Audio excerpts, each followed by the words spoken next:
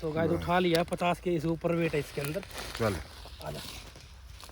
Welcome back to YouTube channel. और अभी मैं लंच वगैरह करके रेडी हो चुका हूँ और आज की व्लॉगिंग स्टार्टिंग में 1 बजे कर रहा हूँ।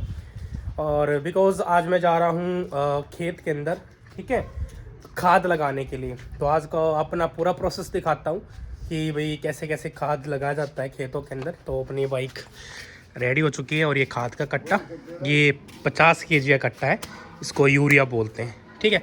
अलग अलग भाषा में, अलग अलग बोलियों के अंदर इसको खार भी बोला जाता है, खाद भी बोलते हैं हमारी भाषा में, ठीक है। तो ये यूरिया है, ठीक है। भाई चल पड़े हैं, रास्ते में पहुंच चुका हूँ, साथ में पापा भी हैं, ठीक है। और खारा कट्टा पीछे पकड़ा हुआ है। ये आ गया वो तालाब, जो तालाब हमारे प्लॉट की साइड पड़ता है, ठीक है। और गाइस लेट हो चुके हैं और क्योंकि पानी खेत में पानी में 8 से 9 दिन हो चुके हैं, लगभग सभी ने अपने खेतों में यूरिया वगैरह खाद वगैरह छिड़काव कर दिया है, ठीक है।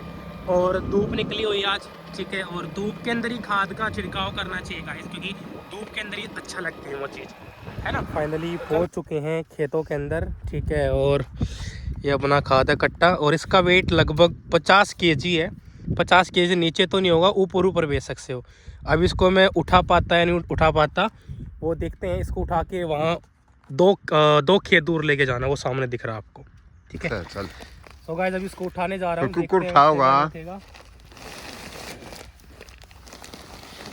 ले मैं लूंगा फिर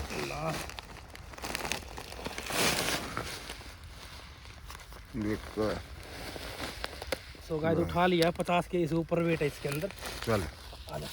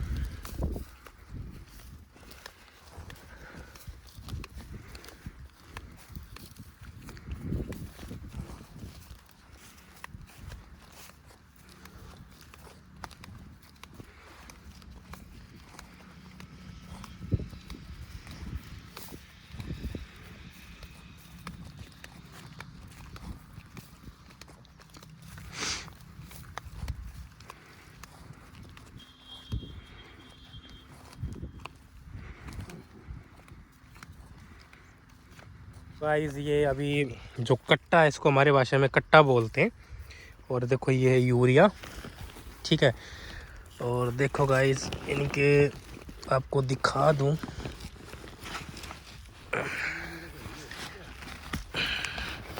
देखो कितना बड़ा इसका पत्थर सा बना हुआ है ना, इसको ऐसे फोड़ा जाता है, ठीक है। पापा ने डाल लिया, छोटा सा कट्टा ले लिया है, उसके अंदर ये डाल लिया, पापा लगा रहे खाद। और मैं बोल रहा था मेरे को लगाने दो, पापा बोल रहे नहीं मैं अपने आप लगा लूँगा, ठीक है। क्योंकि तजुर्बा है ना, क्योंकि ये चीज़ भी खाद वगैरह भी ऐसे लगाया जाता है, अगर गलत लग जाए ना तो कहीं पर अलग दिखेगा, मतलब ज़्यादा, कहीं पर ज़्यादा लगा कहीं पर कम लगा हुआ अलग दिखेगा खाद वगैरह ना। जहाँ पर ज़्यादा लगेगा वहाँ पर दिखेगा भाई ज़्यादा ब्लैक ब्लैक से होगा गेहूँ, और जहाँ पर कम लगेगा वहाँ दिखेगा भाई पीले पीला कलर पड़ेगा, मतलब गेहूं का। तो इनका लगाने का भी एक अलग ही तजुर्बा होता है। तो पिताजी होते हैं, बाप होते हैं, है ना। सो गाइस एक चीज़ मैं आपको और दिखाता हूँ। जैसे कि अभी आप देखो ये इसमें यूरिया का छिड़काव किया जा रहा है गेहूं के अंदर, ठीक है। तो कुछ आपको ना यहाँ पर अलग से दिख रहा हो, जैसे ये गेहूँ है और ये देखो इसको बोलते हैं हमारी भाषा में मेथा, ठीक है। तो ये खरपतवार है, तो इनको इनके लिए अलग दवाई का छिड़काव किया जाएगा, ठीक है। जिनसे क्या है गाइस, अगर हम दवाई का छिड़काव नहीं करेंगे तो जो गेहूं की ग्रोथ है ना वो रुक जाती है, ठीक है। जिससे क्या है जो ये खरपतवार है ये ज़्यादा बढ़ जाता है, क्योंकि खाद वगैरह आएगा, पानी वगैरह आएगा, तो खरपतवार ऊपर हो जाता है ना, गेहूँ की जो ग्रोथ होती है वो रुक जाती है, जिस कारण से गेहूँ की मतलब जो उपजाऊ शक्ति है गेहूँ वगैरह ख़त्म हो जाता है और गेहूँ वगैरह बहुत कम निकलते हैं फिर, ठीक है। तो अभी देखो, अभी तो इसके अंदर खाद का छिड़काव किया जा रहा है, फिर इसमें दवाई का छिड़काव किया जाएगा गाइस, फिर दोबारा पानी आएगा, फिर खाद का छिड़काव किया जाएगा, ठीक। फिर जा कर के ये कटाई आएगी इनकी। मतलब बहुत ज़्यादा स्ट्रगल है किसान के लिए, समझ रहे हो, बहुत ज़्यादा स्ट्रगल है। और अभी तो देखो गाइस, अब इतनी मेहनत यहाँ पर हो रही है ना, तो यहाँ पर जैसे मैंने आपको एक व्लॉग में दिखाया था, जिसको रोंज बोलते हैं हमारे भाषा में, जिसको नील गाय भी बोला जाता है, तो वो यहाँ पर आ जाती है, तो वो गेहूँ को फिर खा जाती हैं, है ना। जिससे क्या, फिर गेहूँ वगैरह को खा जाने से क्या, वो कच्चे गेहूँ को खा जाती हैं इनको पौधों को, फिर वो गेहूँ वगैरह कम निकलते हैं। तो ये भी किसान को बहुत बड़ा लॉस है।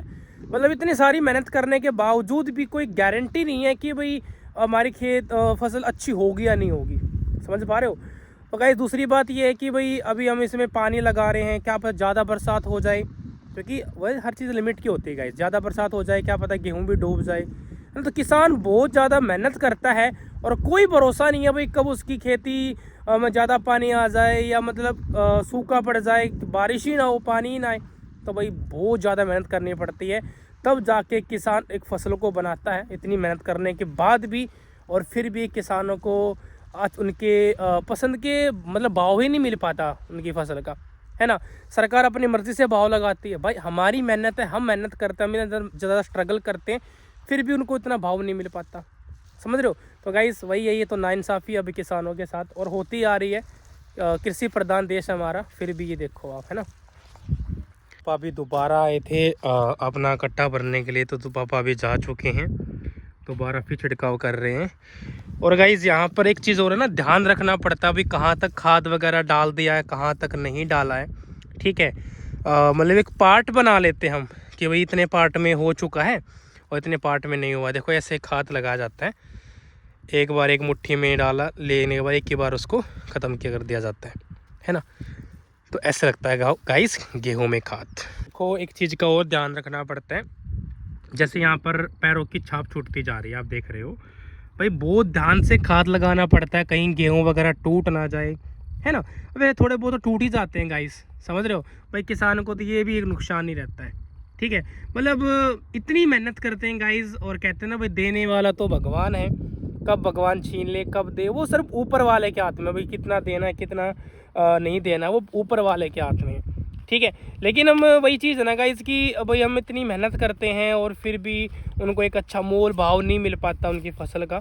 हर बार यही होता है, गेहूं के बारे में भी यही होता है, और भाई जो चावल वगैरह धान वगैरह खेती करते हैं उसमें भी ऐसा ही होता है।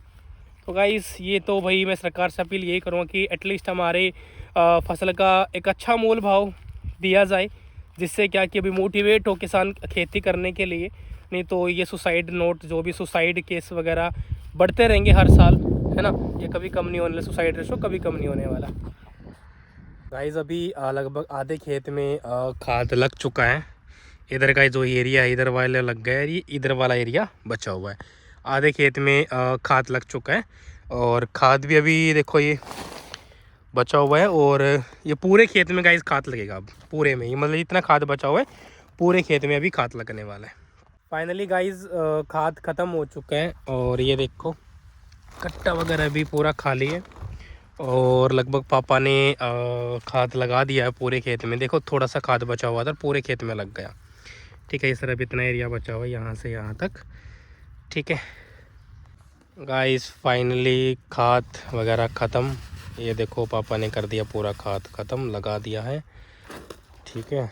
और अब ले लेते हैं पापा से ये कट्टा, छोटे वाला कट्टा ले लेते हैं, ला दे दे। देखो पैर भी बिल्कुल हो गए गंदे कीचड़ में, अब इसको पैर को धोएगा पापा। चलते हैं गाइस घर की तरफ अब, है ना, कंप्लीट हुआ सारा का सारा। चल पड़े हैं अभी घर की तरफ खाद वगैरह लगा के। और ये देखो गाइस अभी तक खेतों में पानी अच्छे से सूखा भी नहीं है, मतलब इनको पानी दिए हुए इनमें खेत में लगभग 8 से 10 दिन हो चुके हैं, ठीक है। और अभी तक पानी इनका सूखा नहीं है, तो इसलिए देख सकते हो कि धूप बहुत कम निकल रही है आजकल, है ना। तो गाइस अभी धूप का भी होना बहुत ज़रूरी है ना, क्योंकि जब तक फसल स्ट्रगल ही नहीं करेगी, धूप देखेगी, धूप का सामना नहीं करेगी, ठीक है, धुंध वगैरह का सामना नहीं करेगी, और गर्मियों में गर्मी का सामना नहीं करेगी, तो फसल कभी बीज बन ही नहीं पाता, है ना, बहुत ज़्यादा स्ट्रगल करने पड़ते हैं एक पौधे को बीज बनने के लिए, उसमें मतलब फसल बनने के लिए, है ना। तो भाई ये हर चीज़, सब चीज़ें ज़रूरी हैं। भगवान जो करता है, कुदरत जो करता है, वो हर चीज़ बेस्ट करता है, राइट। तो गाइस घर पे पहुंच चुका हूं और अभी मैं नहा धो के रेडी हो चुका हूं, ठीक है। नहा लिया हूं मैं, क्योंकि दोबारा फिर नहाना पड़ा, क्योंकि अभी यूरिया वगैरह है तो भाई जहर वगैरह चढ़ जाता है ना। तो भाई वही है कि भाई उन्हीं हाथों से फिर खाना खाए। तो मैं पूरा नहा ही लिया, हाथ नहीं, हैंड वॉश नहीं किया मैंने, है ना। तो बाकी इस व्लॉग को करते यहीं पर एंड। अभी मैं करने जा रहा हूँ अपनी कॉलिंग, तो कि मेरा कॉलिंग का वर्क रहता है। बाकी चैनल पर अगर पहली बार सब्सक्राइब जरूर कर लेना और कमेंट करके मुझे जरूर बताना आज का व्लॉग आपको कैसा लगा। आप मुझे बताना खेती करना का जो खेती करना काम है वो आसान है या मुश्किल है, कमेंट करके जरूर बताना। बाकी मिलते हैं नए व्लॉग के अंदर।